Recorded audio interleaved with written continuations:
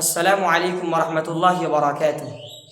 আলহামদুলিল্লাহি রাব্বিল আলামিন ওয়াসসালাতু ওয়াসসালামু আলা রাসূলিহিল আমিন ওয়া মান তাবিআহুম বিইহসানিন ইলা ইয়াউমিদ্দিন, আম্মা বা'দ। প্রিয় শ্রোতামণ্ডলী, দার্সে রমাজানের 15তম পাঠ, বিষয় আত্মীয় স্বজনকে জাকাতের পয়সা দেওয়া বা জাকাত দেওয়া। সর্বপ্রথমে প্রত্যেকটা মানুষকে এই বিষয়টা জানা দরকার যে জাকাতের পয়সা আত্মীয় স্বজনের মধ্যে কোন সব ব্যক্তিদের ওপরে খরচ করা বৈধ, কোন সব ব্যক্তিদের ওপরে খরচ করা বৈধ নয়। জাকাতের যারা মুস্তাহিকিন রয়েছে, জাকাতের দ্বারা অংশীদার রয়েছে, জাকাতের যারা হকদার রয়েছে, তাদের মধ্যে হচ্ছে মিসকিন ফকির। মিসকিন ফকিরকে জাকাতের পয়সা দেওয়া।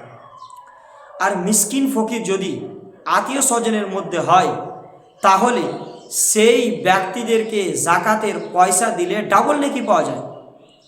এর মর্মে হাদিসে এসেছে যে রাসূল সাল্লাল্লাহু আলাইহি ওয়াসাল্লাম বলেন যে কোনো ব্যক্তি সে যদি জাকাতের যদি হকদার হয়, সে অসহায় গরিব ব্যক্তি, মিসকিন ফকির ব্যক্তি, সে যদি জাকাতের হকদার হয় এবং সে আত্মীয় স্বজনের মধ্যেও পড়ে, তাহলে সেসব ব্যক্তিকে যদি জাকাতের পয়সা দেওয়া হয় তাহলে ডাবল নেকি পাওয়া হয়।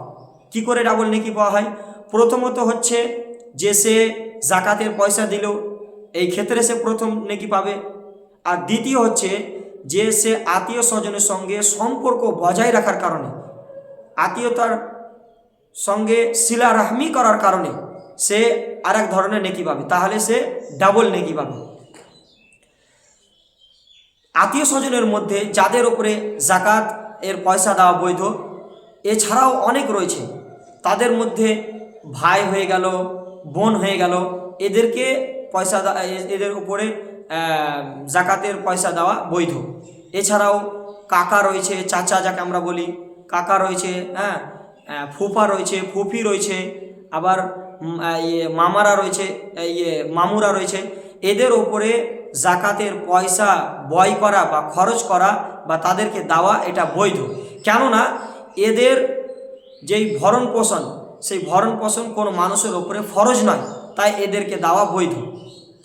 এবার আমাদেরকে এটাও জানা দরকার যে আত্মীয় স্বজনের মধ্যে কোন সব ব্যক্তিদের ওপর আমাদের জাকাতের পয়সা খরচ করা বৈধ নয়। তাদের মধ্যে সর্বপ্রথম যেটা আসে সেটা হচ্ছে পিতামাতা। পিতামাতার ওপরে জাকাতের পয়সা খরচ করা বৈধ নয়। পিতামাতার ওপরেও যেই রকম দাদা দাদি নানা নানি, এদের ওপরও পয়সা খরচ করা বৈধ নয়।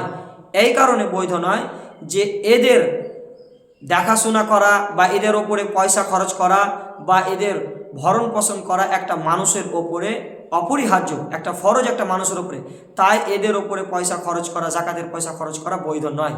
দ্বিতীয় হচ্ছে সন্তানদের ওপরে, ছেলে মেয়ে থেকে তাদের এতে নিচে যেই রকম তাদের নিচে যেই রকম পোতা হয়ে গেল, পতি হয়ে গেল, তারপরে নাতি হয়ে গেল, নাতনি হয়ে গেল, এদের উপরে জাকাতের পয়সা খরচ করা বৈধ নয়। কেন বৈধ নয়? যে একটা মানুষের ওপরে এদের লালন পালন করার জন্য বা এদের ওপর এদের দেখাশোনা করার জন্য পয়সা খরচ করা একটা মানুষের ওপরে অপরিহার্য, তাই এদেরকে জাকাতের পয়সা দেওয়া যাবে না। আর তৃতীয় যেটা, সেটা হচ্ছে স্ত্রী।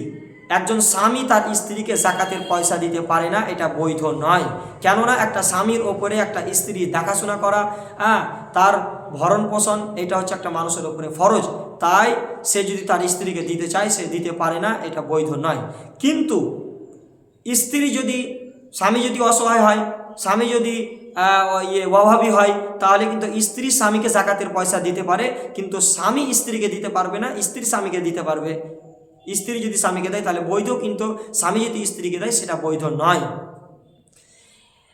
অনুরূপভাবে আরও যত আত্মীয় স্বজনকে দেওয়া বৈধ, সেই সব জিনিসগুলোর ব্যাপারে আমাদেরকে, সেই সব জিনিসগুলোকে সামনে রেখে আমাদেরকে জাকাতের পয়সা দেওয়া উচিত, আল আকরাব ফাল একরাবকে সামনে রেখে।